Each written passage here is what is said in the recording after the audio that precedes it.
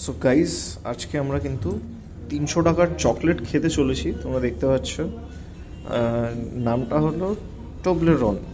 ঠিক আছে, আমি জানি না এই চকলেটটার টেস্ট কেমন, আগে কোনোদিনও খাইনি। চকলেট নাম হলো 300 টাকা।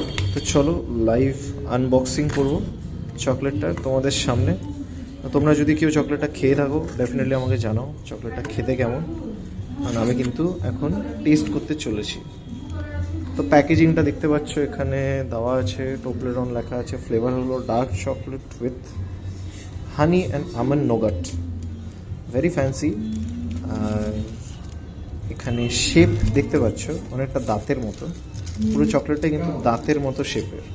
তো আমি একটা দাঁত ভেঙে টেস্ট করব যে কেমন খেতে। তো আগে খুলি, খোলার পর বুঝতে পারবো যে ওয়েদার ইটস ওয়ার্থ 300 টাকা অর নট। তো 300 টাকার চকলেট দেখে নাও, this is how it looks.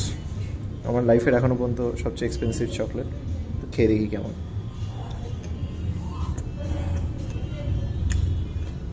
First impression, it's good. আর নাটসটা ফ্রেশ।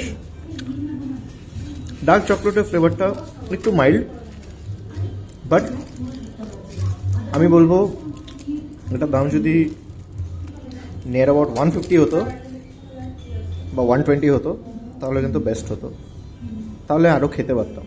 বাট এটা ওয়ান টাইম ইনভেস্টমেন্টের জন্য ঠিক আছে।